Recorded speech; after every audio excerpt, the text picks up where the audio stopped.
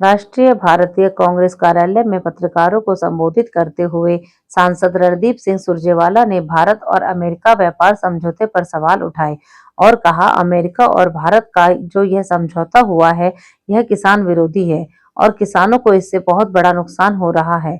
जिन फसलों की हम उपज करते हैं, जब वही फसलें बाहर से आ जाएंगी, तो हमारे किसान कैसे सरवाइव करेंगे? इस समय देश में किसानों की हालत वैसे ही खराब है। इस डील के बाद यह और खराब हो जाएगी और बारीकी से इस डील के बारे में पत्रकारों के सामने अपनी बात रखी। बनाकर भेजेगा तो उसको भी वही फायदा मिलेगा जो बांग्लादेश को मिलता है। मतलब कि भारत भी अब अमेरिका से कपास का आयात करेगा। ढोल की पोल खुल गई।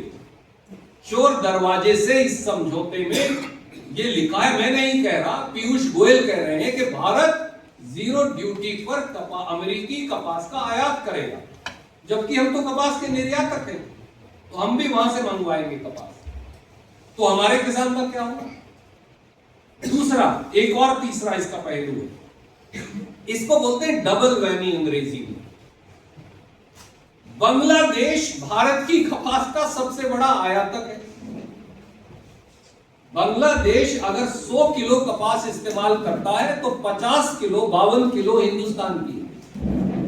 तो मैं जो कपास पैदा करूंगा मेरे खेत में, उसमें से आधी बांग्लादेश जाएगी। ये बांग्लादेश करता है। तो बांग्लादेश अगर मेरी कपास का आयात बंद कर देगा हिंदुस्तान से और अमेरिका से मंगाएगा, तो किसान को मार पड़ेगी ना। और अब भारत भी अमेरिका से कपास मंगाएगा तो किसान को डबल मार पड़ेगी। यानी मेरी बांग्लादेश निर्यात होनी बंद हो गई, अमेरिका से आनी शुरू हो गई। तो मैं तो दो तरफ से मर गया, दो पार्ट के बीच में पिस गया। और इसकी एंटीसिपेशन में, इस समझौते की एंटीसिपेशन में, जो पीयूष गोयल नहीं बता रहे, उनके मंत्रालय के आंकड़े बताते हैं, भारत ने पूर्ण कपास होते हुए भी अमेरिका से कपास मंगवानी इसी साल चालू कर दी।